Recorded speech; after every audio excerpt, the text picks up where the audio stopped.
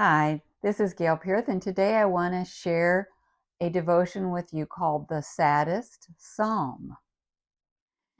Psalm 88 is considered the saddest psalm in the book of Psalms, and that's because it has no resolution. Most psalms start out when they start out with sorrow, they end with joy, and that's because the psalmist brings his concerns to the Lord and then reminds himself of the Lord's goodness. I call that principle unloading and reloading, and it's an important part of our walk with the Lord. We should be doing it. But Psalm 88 is different.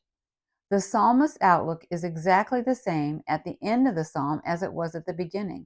For example, he starts out saying, I'm overwhelmed with troubles and I'm feeling like life draws near to, like I draw near to death.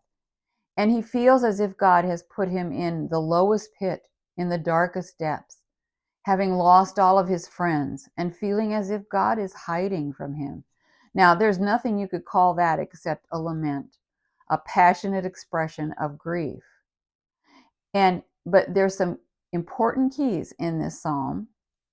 And actually, when we're feeling low, we can gain insight from this psalm. And sometimes we are feeling that way. I know I have at times felt like my troubles were burying me, but I needed to renew my mind and think. And the most important thing I could do was not go and complain to someone or just sit and feel miserable, but it's to go to God. And that's what we see as hope in this psalm, because even though the psalmist says he feels forgotten by God, he comes to him first. In fact, his first verse is, Lord, you are the God who saves me. And he also explains that he comes to the Lord daily, every morning. Again, if we're going through struggles and we just can't seem to find that hope, we need to be doing what this psalmist is doing. Jesus, before his death, he told his disciples some of the hard difficulties that they were going to struggle with in their lives. And then he said this important thing. This is in John 16:33. I have told you these things so that in me you may have peace. In this world you will have trouble, but take heart, I have overcome the world. We need to remember that when we're struggling. God has not forgotten us.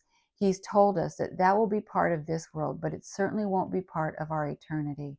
So let's struggle well. Let's take the challenges to the Lord and let Him help us renew our minds and help us unload and reload His pure thoughts. So if you're struggling today, just like Jesus says in John 16:33, take heart.